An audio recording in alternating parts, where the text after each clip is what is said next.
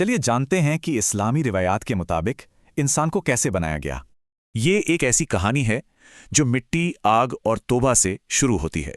तो हुआ यूं कि एक खामोश कायनात में अल्लाह ने फरिश्तों के सामने एक ऐलान किया। फरिश्ते जो हमेशा इबादत में लगे रहते थे, उन्होंने सवाल किया, ऐसा क्यों? अल्लाह का जवाब था, जो मैं जानता हूं वो तुम नहीं जानते। ये जवाब सब कुछ कह देता है।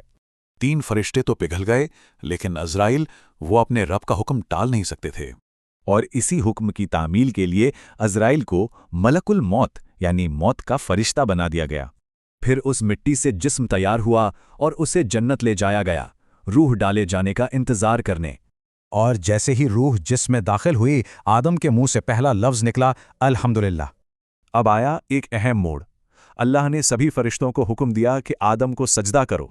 हुक्म मिलते ही लाखों फरिश्ते सजदे में गिर गए। सबने अल्लाह की बात मानी, सिवाय एक के, अज़ाज़ील, फरिश्तों का सरदार, जिसने तकब्बुर में आकर इनकार कर दिया।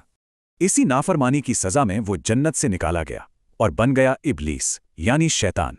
पर जाने से पहले उसने इंसानियत को परखने के लिए अल्लाह से कुछ ताकतें मांग लीं और वो उसे मिल गईं। आदम जन्नत में तो थे, पर उन्हें एक अजीब सा अकेलापन महसूस होता था। आखिर क्यों? तो उनके अकेलेपन को दूर करने के लिए अल्लाह ने उनकी पसली से हव्वा को बनाया, उनकी साथी। जन्नत में उनके लिए सब कुछ था, बस एक ही शर्त थी, उस एक पेड़ के करीब नहीं जाना। और यहीं शैतान ने अपना दाव खेला। वो हमदर्दी का नाटक करते हुए हव्वा के पास पहुंचा। शैतान की बातों से घबराकर हव्वा ने पूछा, क्या इससे बचने का कोई रास्ता है? शैतान ने उसी मना किए गए पेड़ की तरफ इशारा किया और कहा, यही है हमेशा जन्नत में रहने का राज। और नतीजा, फल खाते ही उनके जन्नती लिबास उतर गए। अब सिर्फ शर्म और पछतावा था।